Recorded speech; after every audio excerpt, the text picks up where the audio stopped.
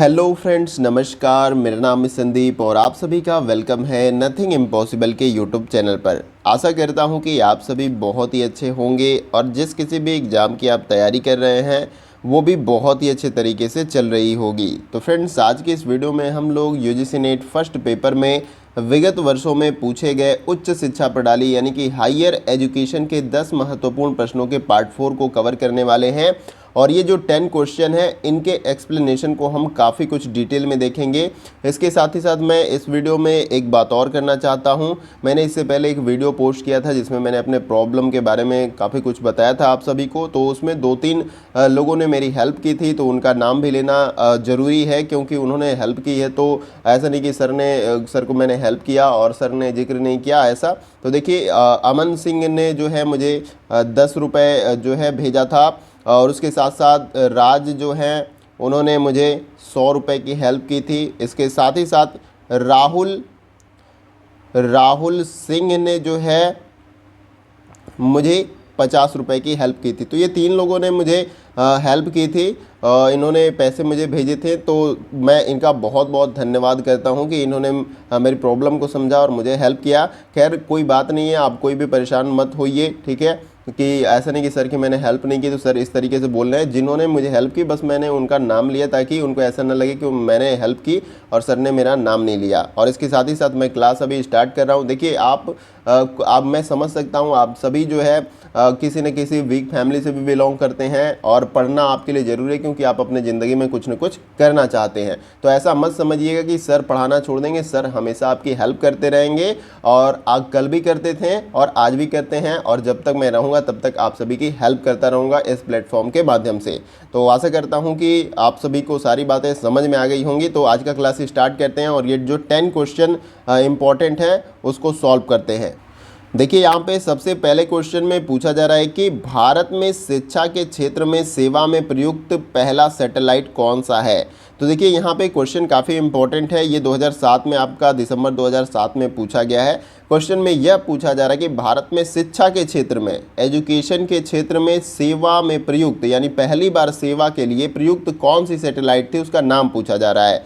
तो अगर आपको आंसर पता भी होगा किसी भी क्वेश्चन का तो आप कमेंट बॉक्स में उसका जवाब दे सकते हैं। देखिए, वैसे इस क्वेश्चन का हमारा राइट आंसर हो जाएगा ऑप्शन नंबर सी। एडुसेट जो सैटेलाइट है वो भारत में शिक्षा के क्षेत्र में सेवा में प्रयुक्त सबसे पहली सैटेलाइट है। इसको आप याद रख लीजिएगा, एडुसेट। अब इसके बारे में काफ़ी कुछ थोड़ा सा डिटेल में जान लेते हैं क्योंकि ऐसे डायरेक्ट क्वेश्चन आपसे तो पूछेगा नहीं। जैसे क्वेश्चन ये 2007 में पूछ लिया गया, थोड़ा सा मॉडिफिकेशन कर देगा। तो एडुसेट के बारे में हम डिटेल जान लेते हैं थोड़ा सा। तो देखिए, यहाँ पे कुछ मैंने महत्वपूर्ण तथ्यों को पॉइंट टू पॉइंट लिख रखा है। तो देखिए, पहले पॉइंट में मैंने बताया आप सभी को एजुसेट को जीसेट 3 के नाम से जाना जाता है। यानी कि अभी मैंने बताया कि भारत में शिक्षा में सेवा के लिए सबसे पहले प्रयुक्त कौन सी सैटेलाइट थी, एडुसेट थी। तो इसका नाम जो है दूसरा, एजुसेट को जीसेट 3 के नाम से भी जाना जाता है, ये भी याद रख लीजिएगा। जिसके बनाने का मुख्य उद्देश्य, यानी कि इस सैटेलाइट को बनाने का मुख्य उद्देश्य क्या था, तो इसका मुख्य उद्देश्य सभी प्रकार की शिक्षा को, ज्ञान तथा सूचना को कम समय में किसी भी जगह पर प्राप्त करने तथा उच्च शिक्षा में प्रगति लाना था। तो अगर उद्देश्य के बारे में आपसे क्वेश्चन पूछ लिया जाता है कि एडुसेट का बनाने का उद्देश्य क्या था, तो इसका शिक्षा को, ज्ञान तथा सूचना को कम समय में, कहीं भी कम समय में किसी और क्षेत्र में, किसी और रीजन में जहां पर शिक्षा बेहतर नहीं है वहां तक शिक्षा को पहुंचाना और यहां पे जो है उच्च शिक्षा में प्रगति लाना जो है एडुसेट सैटेलाइट का जो है उद्देश्य था। आई होप कि ये आपको समझ में आ गया। जीसेट के नाम से जाना जाता है, जीसेट 3 के नाम से इस सैटेलाइट को, और इसका उद्देश्य है उच्च शिक्षा में प्रगति लाना। इसके साथ साथ जो दूर दरार के क्षेत्र हैं, दूर दूर इलाके हैं, वहां पर शिक्षा को पहुंचाना जो है सैटेलाइट का पूरी तरीके से उद्देश्य था। दूसरे पॉइंट में मैंने बताया कि इसका निर्माण इसरो के द्वारा सन 2004 में हुआ था। अगर निर्माण से क्वेश्चन पूछा जाता है कि इस सैटेलाइट को कब बनाया गया था, तो इसरो के द्वारा। इसरो का फुल फॉर्म आपको आई थिंक पता होगा, तो इसको आप याद रखिएगा। इसरो का फुल फॉर्म होता है आपका इंडियन स्पेस ऑर्गेनाइजेशन, जो है इसका फुल फॉर्म होता है। तो यहाँ पर आपको इसरो का फुल फॉर्म भी पता चल गया क्योंकि फुल फॉर्म से भी कई सारे क्वेश्चन पूछ लिए जाते हैं। तो आई का मतलब इंडियन होता है और एस से आपका स्पेस हो जाएगा, आर से रिसर्च हो जाएगा, इसके साथ ओ से ऑर्गेनाइजेशन। तो इंडियन स्पेस रिसर्च ऑर्गेनाइजेशन जो है आपका इसरो का फुल फॉर्म हो जाएगा। इसके साथ ही साथ देखिए यहाँ पे मैंने बताया कि इस उपग्रह को इसरो के द्वारा 20 सितंबर 2004 को GSLV FO1 व्हीकल के द्वारा सफलतापूर्वक लॉन्च किया गया। अब ये GSLV क्या है, देखिए किसी भी जैसे रॉकेट को या सैटेलाइट को लॉन्च करने के लिए एक व्हीकल चाहिए जिसके माध्यम से उसको ऊपर भेजा जाता है स्पेस में। तो इस GSLV का फुल फॉर्म होता है आप सभी का जियो सिंक्रोनस सैटेलाइट लॉन्च व्हीकल। तो इसको याद कर लीजिएगा, काफ़ी इंपॉर्टेंट है ये। अगर आपसे GSLV का फुल फॉर्म पूछ लिया जाए तो जियो सिंक्रोनस सैटेलाइट लॉन्च व्हीकल इसका फुल फॉर्म है, इसको याद कर लीजिएगा। देखिए लास्ट पॉइंट में मैंने बताया कि जिससे दूरस्थ शिक्षा प्रणाली में अभूतपूर्व प्रगति हुई है, यानी कि इस सैटेलाइट को लॉन्च करने के बाद जो है दूरस्थ शिक्षा यानी कि दूर दरार के इलाकों में जो है शिक्षा को पहुंचाने में काफ़ी कुछ जो है मदद मिली है सैटेलाइट के द्वारा, जो यहाँ पे मैंने मेंशन किया कि अभूतपूर्व प्रगति हुई है। तो GSAT से जुड़े और एडुसेट से जुड़े जो भी मैंने इंपॉर्टेंट पॉइंट्स आप सभी को बताए, आशा करता हूं कि समझ में आ गए होंगे। देखिए इसी को GSAT 3 के नाम से जाना जाता है। एडुसेट सैटेलाइट को 2004 में इसको लॉन्च किया गया था, इसरो के द्वारा लॉन्च किया गया था। इसरो का फुल फॉर्म भी मैंने आपको बताया, इंडियन स्पेस रिसर्च ऑर्गेनाइजेशन। और यहाँ पे एक इंपॉर्टेंट चीज़ ये है GSLV, तो इसका फुल फॉर्म होता है जियो सिंक्रोनस सैटेलाइट लॉन्च व्हीकल। तो आई होप कि ये डिटेल्स आपको समझ में आ गए होंगे। आइए अगला क्वेश्चन देखते हैं। अगला क्वेश्चन हमारा है क्वेश्चन नंबर 2।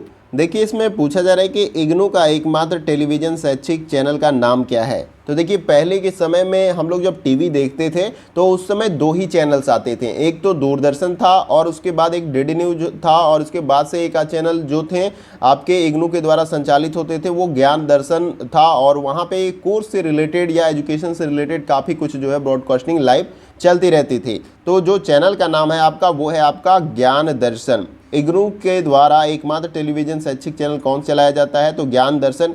इसको आप याद कर लीजिएगा, ये भी क्वेश्चन दिसंबर 2007 में ऑलरेडी पूछा जा चुका है। तो आशा करता हूँ कि ये आपको समझ में आ गया कि इग्नू के द्वारा एकमात्र टेलीविज़न शैक्षिक चैनल कौन सा चलाया जाता है, तो ज्ञान दर्शन। अब ज्ञान दर्शन के बारे में, इग्नू के बारे में थोड़ा सा डिटेल में जान लेते हैं।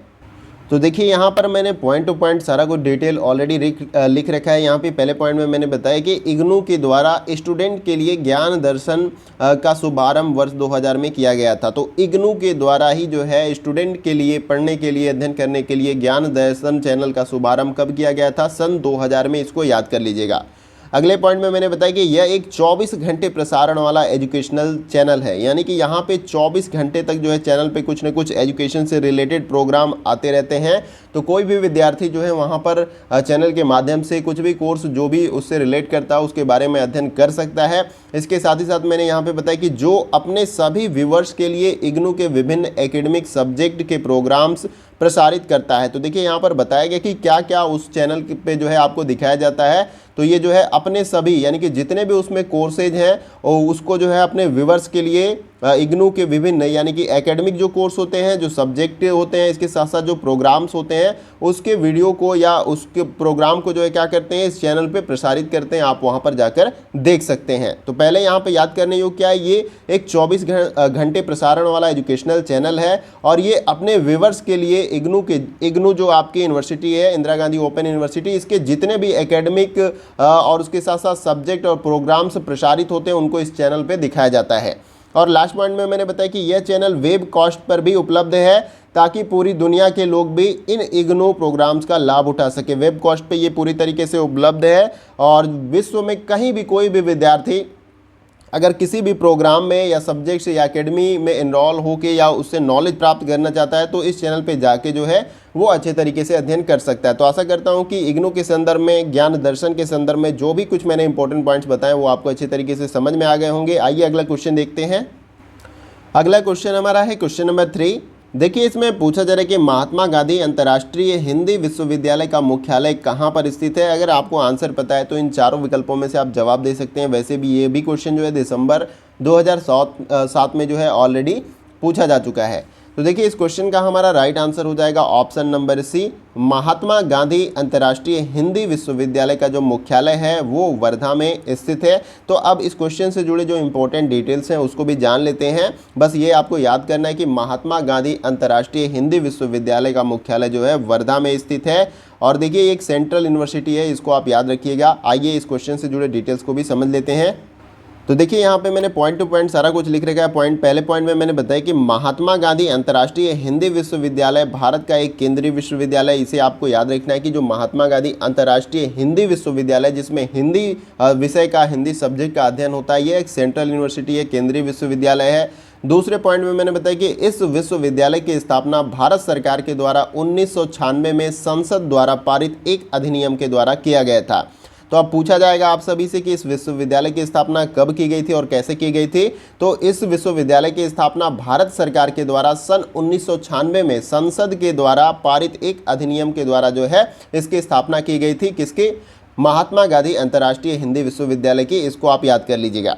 अगले पॉइंट में मैंने बताया कि इस अधिनियम को भारत के राजपत्र में 8 जनवरी सन 1997 को प्रकाशित किया गया था। यानी कि इसको कब प्रकाशित किया गया था अधिनियम को, तो ये भी याद करने योग्य डेट है आपका। तो भारत के राजपत्र में इसको 8 जनवरी सन 1997 को प्रकाशित किया गया। मगर इस विश्वविद्यालय की स्थापना सन 1996 में संसद के द्वारा पारित एक अधिनियम के द्वारा किया गया था। ये आपको याद कर लेना है। अगले पॉइंट में मैंने बताया कि यह विश्वविद्यालय महाराष्ट्र में, महाराष्ट्र के वर्धा एक स्थान है, वहाँ पर ये जो है विश्वविद्यालय स्थित है और इसमें हिंदी की पढ़ाई होती है, हिंदी सब्जेक्ट से संबंधी अध्ययन होता है। तो आई होप कि ये डिटेल्स आपको समझ में आ गए। आइए अगला क्वेश्चन देखते हैं। अगला क्वेश्चन हमारा है क्वेश्चन नंबर 4। देखिए इसमें पूछा जा रहा है कि शिक्षा के वृत्तिकरण का उद्देश्य कौन सा है, इन चारों विकल्पों में से बताना है। और ये भी क्वेश्चन दिसंबर 2007 में ऑलरेडी पूछा गया है। अगर आपको आंसर पता है तो आप कमेंट बॉक्स में जो है अपना जवाब दे सकते हैं। देखिए इस क्वेश्चन का वैसे राइट आंसर हमारा हो जाएगा ऑप्शन नंबर ए, हमारा राइट आंसर हो जाएगा इस क्वेश्चन का। यहाँ पे बताया गया कि छात्रों को ज्ञान के साथ व्यवसाय के लिए तैयार करना, ये जो है शिक्षा के वृत्तिकरण उद्देश्य के अंतर्गत आता है। इसे आपको याद कर लेना है। तो इस क्वेश्चन का हमारा right answer option number A है। अब इस क्वेश्चन से रिलेटेड जो भी इम्पोर्टेंट पॉइंट्स हैं उसको भी थोड़ा सा जान लेते हैं। तो देखिए फ्रेंड्स, ये क्वेश्चन जो हमारा था ये उदार शिक्षा से संबंधित क्वेश्चन था। तो उदार शिक्षा के संबंध में यहाँ पे काफ़ी कुछ मैंने पॉइंट लिख रखे हैं और आपको समझा देता हूँ। तो देखिए मैंने पहले पॉइंट में बताया कि उदार शिक्षा मध्य युग के उदार कलाओं की संकल्पना पर आधारित शिक्षा को कहते हैं। अब उदार शिक्षा किसे कहते हैं? तो मध्य युग के उदार कलाओं की संकल्पनाओं पर आधारित जो भी शिक्षा थी उसे उदार शिक्षा कहते हैं। देखिए अब आगे मैंने बताया कि वर्तमान समय में ज्ञान युग के उदारतावाद पर आधारित शिक्षा को उदार शिक्षा कहते हैं। वर्तमान समय में उदार शिक्षा किसे कहते हैं? तो ज्ञान युग के उदारतावाद पर आधारित शिक्षा को उदार शिक्षा कहते हैं। अगले पॉइंट में मैंने बताया कि उदार शिक्षा शिक्षा का दर्शन है जो व्यक्ति को विस्तृत ज्ञान प्रदान करती है तथा इसके साथ साथ मूल्य, आचरण, नागरिक दायित्वों का निर्वहन आदि को जो है सिखाती है। और उदार शिक्षा प्रायः वैश्विक एवं बहुलतावादी दृष्टिकोण देती है। तो यहाँ पर उदार शिक्षा से मतलब है कि देखिए यहाँ पे मैंने बताया कि इसमें जो है ज्ञान प्रदान किया जाता है व्यक्तियों को, उसके साथ साथ मूल्यों को प्रदान किया जाता है। मूल्य का मतलब कोई भी आचरण होता है, इसके साथ साथ आचरण यहाँ पे प्रदान किया जाता है। नागरिकों को दायित्व के बारे में सिखाया जाता है कि आपको जो दायित्व मिलता है उसका निर्वहन कैसे करना है। और इसके साथ साथ जो है व्यावसायिक कौशल भी सिखाए जाते हैं, जिसको हमने अभी क्वेश्चन में जस्ट राइट आंसर हमने किया था, जिसमें मैंने बताया था कि छात्रों को ज्ञान के साथ साथ व्यवसाय के लिए तैयार करना जो है शिक्षा के वृत्तिकरण का उद्देश्य है और ये उदार शिक्षा से पूरी तरीके से संबंधित है। अब देखिए एक पॉइंट यहाँ पे और मैं बता देता हूँ कि जो उदारतावाद की विचारधारा है इसके प्रतिपादक कौन है? जॉन लॉक महोदय हैं। ये भी याद कर लीजिएगा, काफ़ी इंपॉर्टेंट पॉइंट है।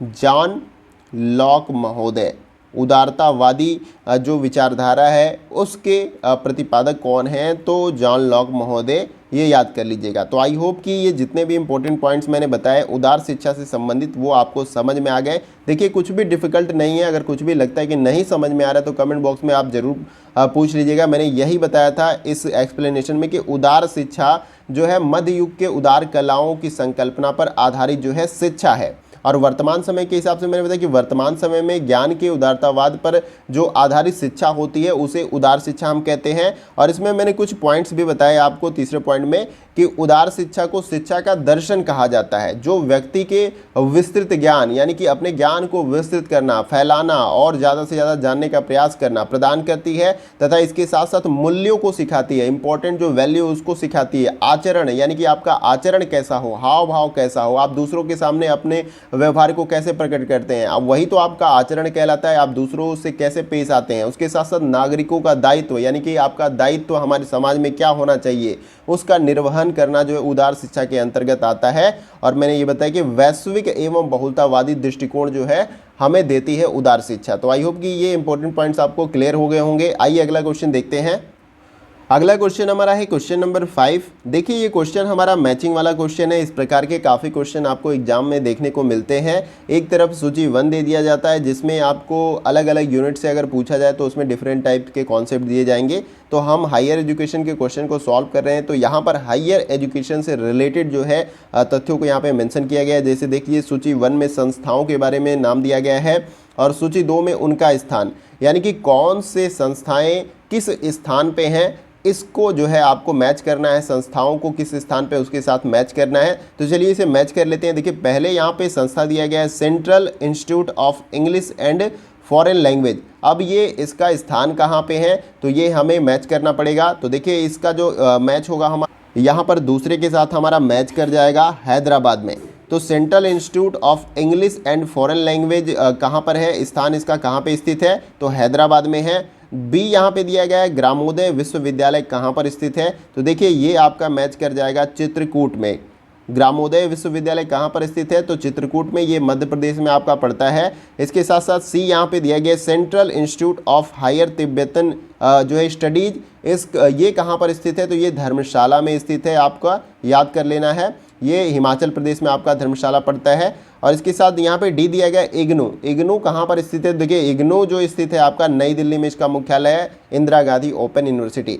तो अब जितने भी ये यूनिवर्सिटी थे या जितने भी ये संस्थाएं थे, इससे जुड़े जो भी इंपॉर्टेंट पॉइंट्स हैं जो बन सकते हैं एग्जाम में, जिनसे क्वेश्चन आ सकते हैं, तो उनको भी आइए देख लेते हैं।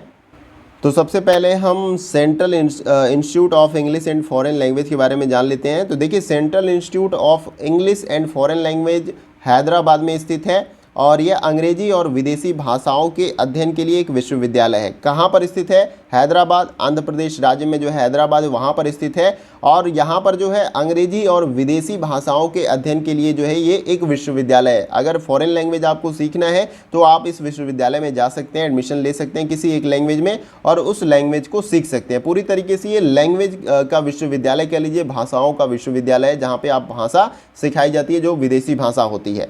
और देखिए यहाँ पे मैंने बताया कि यह एकमात्र ऐसा विश्वविद्यालय है जो दक्षिण एशिया में भाषाओं को समर्पित है। यानी कि ये एक ऐसा विश्वविद्यालय अपने आप में जो दक्षिण एशियाई क्षेत्र जो है उसमें जो है भाषाओं के लिए पूरी तरीके से समर्पित है। यानी कि भाषा ही यहाँ पर सिखाया जाता है और किसी भी कोर्स से जुड़े जो है यहाँ पे कोर्स को नहीं चलाया जाता है, केवल आपका भाषाओं को यहाँ पर सिखाया जाता है। तो आई होप कि ये भी क्लियर हो गया। तो देखिए यहाँ पे मैंने बताया कि central institute of English and foreign language की स्थापना 1958 में भारत के पहले प्रधानमंत्री पंडित जवाहरलाल नेहरू के द्वारा अंग्रेजी के केंद्रीय संस्थान के रूप में किया गया था। तो अब इसकी स्थापना के बारे में अगर पूछे, इतना तो आपको क्लियर हो गया होगा कि ये कहाँ पर स्थित है और इसमें क्या अध्ययन होता है। तो देखिए ये आपका हैदराबाद में स्थित है, मैंने आपको बताया, और इसमें विदेशी भाषाओं का अध्ययन किया जाता है। ये पूरी तरीके से विदेशी भाषाओं के अध्ययन का ही विश्वविद्यालय है। और इसकी स्थापना कब की गई थी, तो 1958 में इसकी स्थापना की गई थी। किसके द्वारा की गई थी,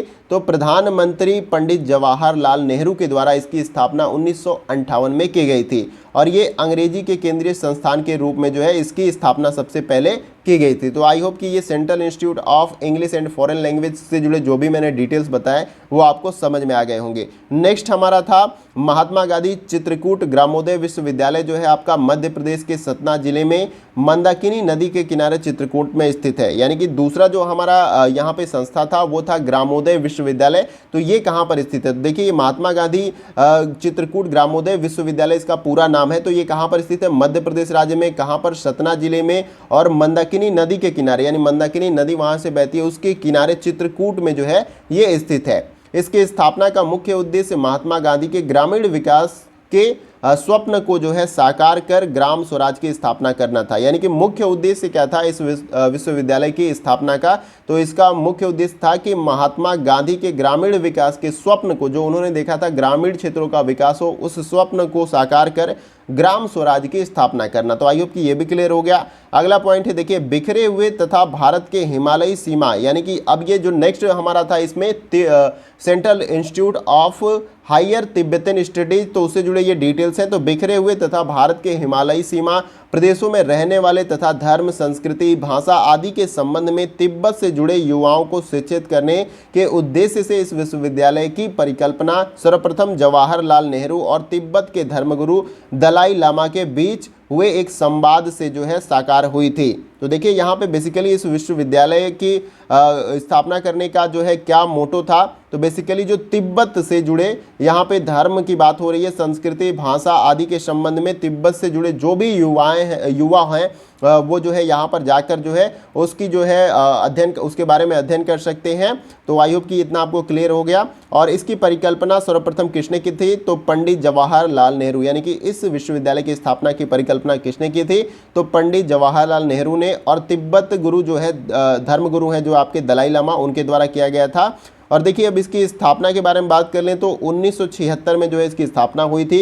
ये किस प्रकार का जो विश्वविद्यालय सार्वजनिक है? अध्यक्ष कौन है यहाँ पर इस समय प्रेसिडेंट? वो एन गुआंग अध्यक्ष हैं। अब स्थिति कहाँ पे, यानी कि ये स्थित कहाँ पे? सारनाथ में। सारनाथ आपका वाराणसी में पड़ता है। और किस राज्य में है? तो उत्तर प्रदेश, और ये भारत में। तो ये काफ़ी कुछ डिटेल्स मैंने आपको बताए यहाँ पे central institute of higher Tibetan studies से। तो आशा करता हूँ कि ये सारा कुछ डिटेल आपको समझ में आ गया होगा। आइए अगला क्वेश्चन देखते हैं। अगला क्वेश्चन हमारा है क्वेश्चन नंबर 6। देखिए इसमें पूछा जा रहा है कि जो विश्वविद्यालय अपने निजी चैनल द्वारा शैक्षिक कार्यक्रम टेलीकास्ट करता है वो कौन सा चैनल है? इन चारों विकल्पों में से आपको बताना है। और ये क्वेश्चन जून 2007 में ऑलरेडी पूछा जा चुका है। अगर आपको आंसर पता है तो कमेंट बॉक्स में जवाब दे सकते हैं। देखिए इससे क्या होगा कि आपकी प्रैक्टिस भी हो जाएगी। जैसे मैं क्वेश्चन करा रहा हूँ, डिटेल्स मैं करा ही रहा हूँ कि इसको एक्सप्लेन भी कर रहा हूँ, लेकिन अगर आपको आंसर पता है तो आप प्रैक्टिस सेट की तरह भी इस क्वेश्चन को देख सकते हैं और इसका जवाब कमेंट बॉक्स में आप दे सकते हैं। वैसे इस क्वेश्चन का हमारा राइट आंसर हो जाएगा option number B, IGNOU. Question में यही पूछा गया था कि जो विश्वविद्यालय अपने निजी चैनल द्वारा शैक्षिक कार्यक्रम टेलीकास्ट करता है वो कौन सा है? तो इग्नू के द्वारा जो है ज्ञान दर्शन चैनल के बारे में अभी मैंने इससे ऊपर एक क्वेश्चन करा था, उसके बारे में डिटेल में बताया था। तो यहाँ पर इग्नू आपका राइट आंसर हो जाएगा। तो इस क्वेश्चन से जुड़े इंपॉर्टेंट डिटेल्स को आइए देख लेते हैं। तो देखिए यहाँ पे पॉइंट टू पॉइंट इस क्वेश्चन से रिलेटेड जो भी इंपॉर्टेंट पॉइंट्स है उसको समझाने का मैंने प्रयास किया है। वैसे मैंने इग्नू के बारे में काफ़ी कुछ आपको बता रखा है ऑलरेडी पहले की वीडियो में। तो देखिए यहाँ पे मैंने बताया कि इंदिरा गांधी राष्ट्रीय मुक्त विश्वविद्यालय भारतीय संसदीय अधिनियम के द्वारा जो है सितंबर 1985 में जो है स्थापित एक केंद्रीय विश्वविद्यालय है।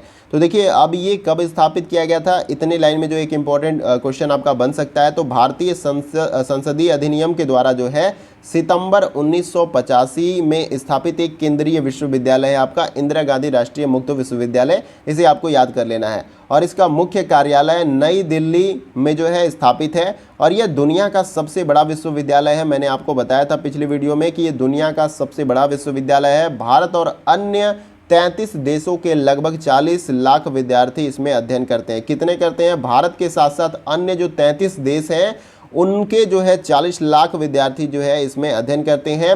और यह विश्वविद्यालय भारत के मुक्त और दूरवर्ती अध्ययन का राष्ट्रीय संसाधन केंद्र भी है तथा दूरवर्ती शिक्षा में दुनिया का नायक भी कहा जाता है। यानी कि दूरस्थ शिक्षा, यानी कि वैसे क्षेत्र, वैसे रीजन, वैसे प्रदेश जहाँ पे शिक्षा पहुँच नहीं सकता, और इग्नू के माध्यम से यानी इंदिरा गांधी राष्ट्रीय मुक्त विश्वविद्यालय के माध्यम से उन क्षेत्रों तक जो है शिक्षा को पहुंचाने का काम होता है। अगले पॉइंट में मैंने बताया कि इग्नू के स्टूडेंट्स के लिए जो है ज्ञान दर्शन का शुभारंभ, यानी इग्नू के जितने भी स्टूडेंट हैं जो पढ़ते हैं उनके लिए ज्ञान दर्शन चैनल का शुभारंभ वर्ष 2000 में किया गया था। अभी इसके बारे में मैंने बताया। यह एक 24 घंटे प्रसारण वाला एजुकेशनल चैनल है जिसपे 24 घंटा जो है एकेडमिक प्रोग्राम से रिलेटेड जो है वीडियो जो लाइव जो है चलते रहते हैं, ब्रॉडकास्टिंग चलते रहते हैं, जो अपने सभी व्यूवर्स के लिए इग्नू के विभिन्न एकेडमिक सब्जेक्ट्स के प्रोग्राम प्रसारित करता है। देखिए यहाँ मैंने बताया ना अभी, विभिन्न एकेडमिक जितने भी कोर्स हैं, बीए है, बीएससी है, बीकॉम है, तमाम तरह के जितने भी एकेडमिक कोर्स हैं उससे रिलेटेड प्रोग्राम को क्या करता है, इस चैनल पे प्रसारित करता रहता है। और इग्नू की वेबसाइट पर भी स्टूडेंट के लिए इस चैनल का ब्रॉडकास्टिंग शेड्यूल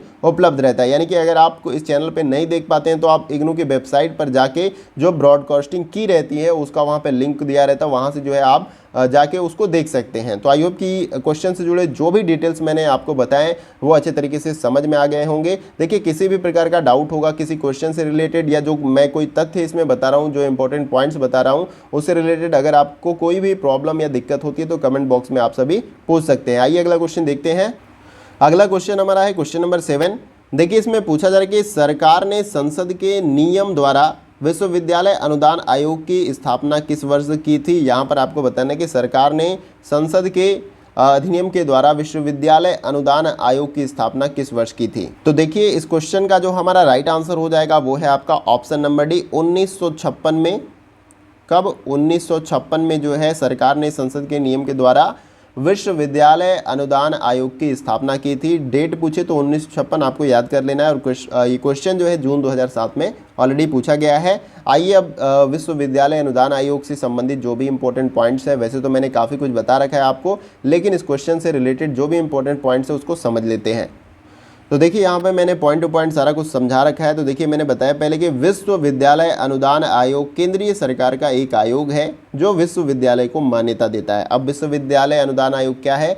ये केंद्र सरकार का एक आयोग है जो पूरे भारत में जितने भी विश्वविद्यालय हैं उनको मान्यता देने का काम करता है। और इसके साथ साथ दूसरा मैंने यहाँ पॉइंट बताया कि यही आयोग सरकार के द्वारा मान्यता प्राप्त विश्वविद्यालयों एवं महाविद्यालयों को अनुदान भी प्रदान करता है। तो ये आयोग क्या करता है? अभी तो मैंने बताया कि मान्यता प्रदान करने का काम करता है, लेकिन यही आयोग सरकार के द्वारा मान्यता प्राप्त जितने भी विश्वविद्यालय हैं, महाविद्यालय हैं, उनको अनुदान प्रदान करने का काम करता है, यानी हेल्प करता है उनको चलाने में।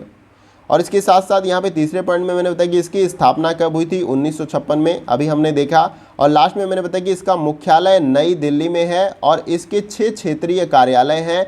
पुणे पहला है, भोपाल दूसरा, फिर तीसरा कोलकाता और चौथा हैदराबाद, पाँचवा गुवाहाटी और बेंगलोर। तो आई होप कि इस क्वेश्चन से जुड़े जितने भी मैंने डिटेल्स बताए या विश्वविद्यालय अनुदान आयोग से संबंधित जो भी इंपॉर्टेंट पॉइंट्स बताए वो आपको समझ में आ गए होंगे। आइए अगला क्वेश्चन देखते हैं।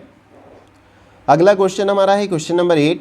देखिए इसमें पूछा जा रहा है कि जिन विश्वविद्यालयों में शिक्षा प्रदान करने के लिए केंद्रीय परिसर होता है उन्हें क्या कहा जाता है। अगर आपको आंसर पता है तो कमेंट बॉक्स में आप जवाब दे सकते हैं। वैसे इस क्वेश्चन का जो हमारा राइट आंसर हो जाएगा वो है आपका ऑप्शन नंबर ए, यहाँ पे राइट आंसर हो जाएगा केंद्रीय विश्वविद्यालय। जिन विश्वविद्यालयों में शिक्षा प्रदान करने के लिए केंद्रीय परिसर होता है उस विश्वविद्यालय को हम केंद्रीय विश्वविद्यालय कहते हैं। यहाँ पर आपको याद कर लेना है। तो अब इस क्वेश्चन से जुड़े इंपॉर्टेंट पॉइंट्स को भी देख लेते हैं।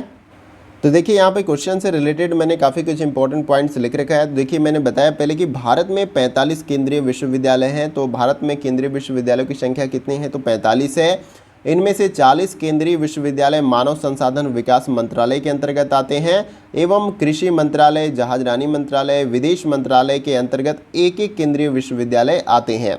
अगर बात कर ले इसमें कि जिसमें इलाहाबाद विश्वविद्यालय जो सबसे पुराना और यह भारत का चौथा सबसे पुराना विश्वविद्यालय है, यानी कि इससे पहले भी कई सारे विश्वविद्यालय हैं लेकिन सबसे पुराना विश्वविद्यालय कौन सा है? इलाहाबाद विश्वविद्यालय।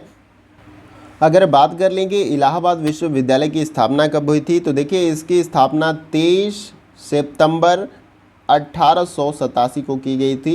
इसको आपको याद कर लेना है। 23 सितंबर 1887 को इलाहाबाद विश्वविद्यालय की स्थापना की गई थी। और यहाँ पे इंपॉर्टेंट पॉइंट्स ऊपर भी मैंने बताया कि भारत में 45 केंद्रीय विश्वविद्यालय हैं और 40 केंद्रीय विश्वविद्यालय मानव संसाधन विकास मंत्रालय के अंतर्गत आते हैं। और इसके साथ ही साथ एक एक जो आपके विश्वविद्यालय हैं वो कृषि मंत्रालय, जहाजरानी मंत्रालय, विदेश मंत्रालय के अंतर्गत आते हैं। तो यहाँ पे काफ़ी कुछ डिटेल्स मैंने आपको बताए और ये आप याद कर लीजिएगा। ये क्वेश्चन काफ़ी पूछ लिया जाता है कभी कभी कि इलाहाबाद विश्वविद्यालय की स्थापना कब की गई थी, और कभी कभी इस तरीके से पूछता है कि इलाहाबाद विश्वविद्यालय जो है मतलब सबसे पुराना विश्वविद्यालय कौन सा है भारत में, तो इलाहाबाद विश्वविद्यालय है और ये डेट आपको याद रखना है 23 सितंबर 1887 को इसकी स्थापना की गई थी। आई होप कि ये डिटेल्स आपको समझ में आ गए होंगे, नहीं समझ में आएगा तो कमेंट बॉक्स में पूछ लीजिएगा। इसके साथ ही साथ एक पॉइंट मैं और बताना चाहूँगा आपको, इस क्वेश्चन से रिलेटेड नहीं लेकिन विश्वविद्यालय से रिलेटेड है। तो विश्वविद्यालय हम किसे कह सकते हैं? विश्वविद्यालय तो हम जानते हैं कि विश्वविद्यालय में पढ़ाई होती है, रिसर्च के कार्य होते हैं, उसमें एडमिशन लेके हम किसी भी कोर्स में इनरोल होके पढ़ सकते हैं। लेकिन विश्वविद्यालय किसे कहते हैं? अगर इसे डेफिनेशन अगर पूछा जाए, इसको डिफाइन करने के लिए कहा जाए, तो आप किस प्रकार से आप बताएंगे कि विश्वविद्यालय किसे कह सकते हैं? तो इसे जान लीजिए, मैं बता देता हूँ। तो देखिए, विश्वविद्यालय वह संस्था है जिसमें सभी प्रकार की विधाओं की उच्च कोटि की शिक्षा दी जाती है। विधाओं का मतलब जो भी कला है, जो भी कोर्सेज होते हैं आपका अलग अलग डिवाइड रहते हैं, तो उनकी क्या की जाती है? उच्च कोटि की शिक्षा आपको विश्वविद्यालय में दी जाती है। और इसके साथ ही साथ जो है परीक्षा भी ली जाती है। अगर आपको पढ़ा दिया जाता है, कोर्स कंप्लीट कराया जाता है, तो परीक्षा लिया जाता है, देखा जाता है कि आपने कितना सीखा, क्या कुछ सीखा, तथा लोगों को विधा संबंधी उपाधियां आदि प्रदान की जाती है विश्वविद्यालय में। और इसके अंतर्गत विश्वविद्यालय के मैदान, भवन, प्रभाग तथा विद्यार्थियों का संगठन आदि भी जो है विश्वविद्यालय के अंतर्गत सम्मिलित होते हैं। तो ये सारा कुछ जो है विश्वविद्यालय में होता है, आप इसे संपूर्ण विश्वविद्यालय कह सकते हैं। तो आई होप कि आपको समझ में आ गया होगा कि विश्वविद्यालय क्या होता है। तो आइए अगला क्वेश्चन देखते हैं। आप अगला क्वेश्चन हमारा है क्वेश्चन नंबर 9। देखिए, इसमें पूछा जा रहा है कि विश्वविद्यालय अनुदान आयोग का गठन निम्न में से किस आयोग की सिफारिश पे किया गया था? अगर आपको आंसर पता है तो आप कमेंट बॉक्स में जवाब दे सकते हैं।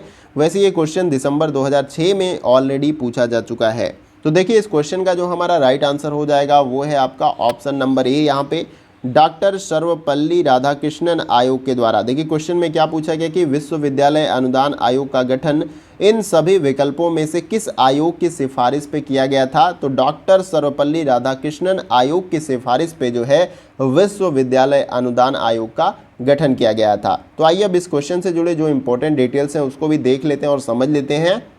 तो देखिए, यहाँ पे मैंने पॉइंट टू पॉइंट समझाने का प्रयास किया है। तो देखिए, राधाकृष्णन आयोग, या जिसे हम विश्वविद्यालय शिक्षा आयोग भी कहते हैं, यह भारत सरकार द्वारा नवंबर 1948 में भारतीय विश्वविद्यालयी शिक्षा की अवस्था पर रिपोर्ट देने के लिए जो है नियुक्त किया गया था।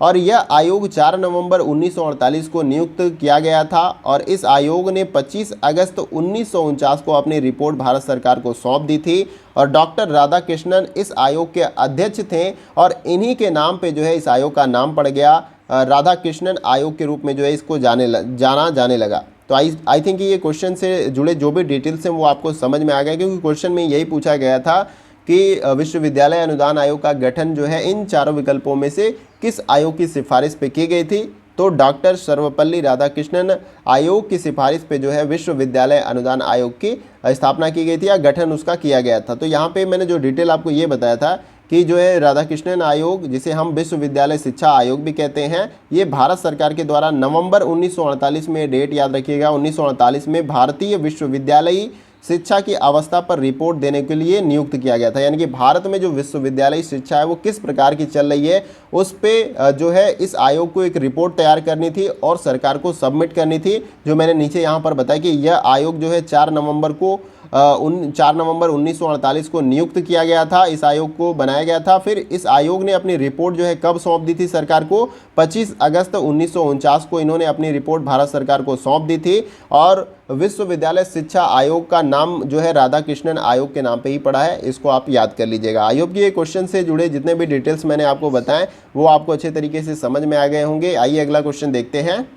अगला क्वेश्चन हमारा है क्वेश्चन नंबर 10 और ये वीडियो का लास्ट क्वेश्चन है। जैसा कि मैंने स्टार्टिंग में बताया था कि इस वीडियो में हम 10 महत्वपूर्ण प्रश्नों को सॉल्व करेंगे उच्च शिक्षा प्रणाली से या हायर एजुकेशन के यूनिट से। तो इस क्वेश्चन को देख लेते हैं।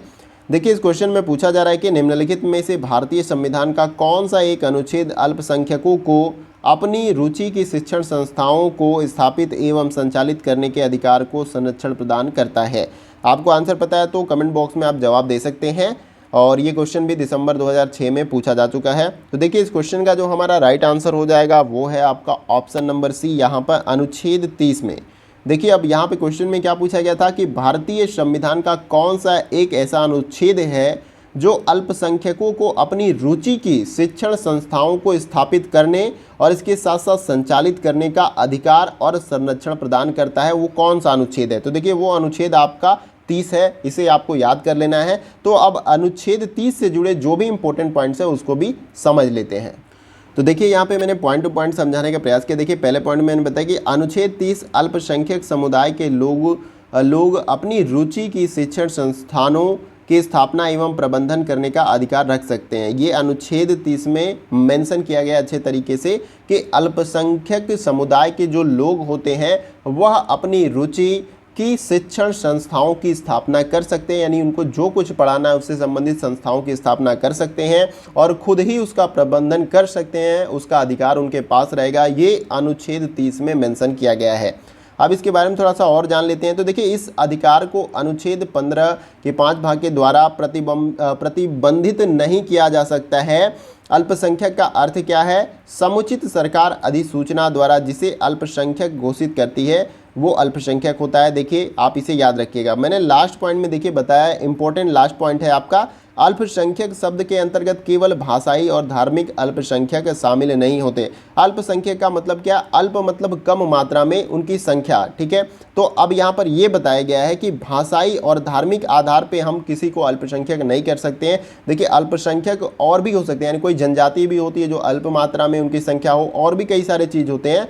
तो अल्पसंख्यक शब्द के अंतर्गत केवल भाषाई और धार्मिक अल्पसंख्यक शामिल नहीं होते हैं। इसके साथ साथ और भी सारी चीज़ें, जनजातियां भी हो सकती हैं और भी कुछ हो सकता है जो अल्पसंख्यक के अंतर्गत आ सकता है। अल्पसंख्यक शब्द के अंतर्गत केवल भाषाई और धार्मिक जो है आपके लोग नहीं आ सकते हैं। इसके अंतर्गत काफ़ी कुछ और भी आता है। तो आई होप कि ये जो भी डिटेल्स मैंने आपको बताए वो आपको समझ में आ गए होंगे, और कोई भी चीज़ अगर आपको समझ में नहीं आती तो कमेंट बॉक्स में पूछ सकते हैं। इसके साथ ही साथ जो है वीडियो में मैंने जितने भी क्वेश्चन आपको कराए, अगर उससे रिलेटेड कोई क्वेरी है, कुछ समझ में नहीं आता है, लगता है कि कोई सेक्शन आपको समझ में नहीं आया, कोई पॉइंट नहीं समझ में आ रहा है और आपको पूछना चाहिए, तो आप कमेंट बॉक्स में पूछ सकते हैं। तो मैंने अपने तरफ से तो पूरा प्रयास किया है कि आपको अच्छे तरीके से समझाऊं। अदरवाइज आपको लगता है कि कहीं दिक्कत होती है, डाउट होता है, तो कमेंट बॉक्स में आप पूछ सकते हैं। और आशा करता हूं कि वीडियो का सेशन आप सभी को पसंद आया होगा। वीडियो कहीं से भी अच्छा लगे तो वीडियो को लाइक कर सकते हैं। एक लाइक से आपके बहुत सारा मोटिवेशन मिलता है। हमें लगता है कि आप हमारी वीडियो को देखते रहते हैं और हमें आपके लिए कंटिन्यूअस वर्क करना चाहिए। तो आप वीडियो को लाइक कर दीजिए और शेयर वीडियो को कर दीजिए दूसरे दोस्तों के साथ, ताकि उनको भी इस वीडियो से हेल्प मिल सके। क्योंकि हम इस चैनल पे जो कुछ भी आपको प्रोवाइड करते हैं वो सब कुछ फ्री ऑफ कॉस्ट होता है। हमारा उद्देश्य एकमात्र है कि आपकी ज़्यादा से ज़्यादा मदद की जाए। और इसके साथ ही साथ चैनल पे अगर आप नए हैं तो चैनल को सब्सक्राइब कर सकते हैं और उसके बगल में जो बेल आइकन का बटन होता है इस प्रकार से, उसको आप प्रेस कर सकते हैं। इस चैनल पे जो भी इंपॉर्टेंट वीडियो अपलोड की जाएगी तो उसकी नोटिफिकेशन आपको बहुत ही आसानी के साथ मिल जाएगी। तो फ्रेंड्स आज के वीडियो में बस इतना ही। फिर मिलते हैं अगले वीडियो में कुछ और इंपॉर्टेंट टॉपिक और क्वेश्चन के साथ। तब तक के लिए जय हिंद, जय भारत।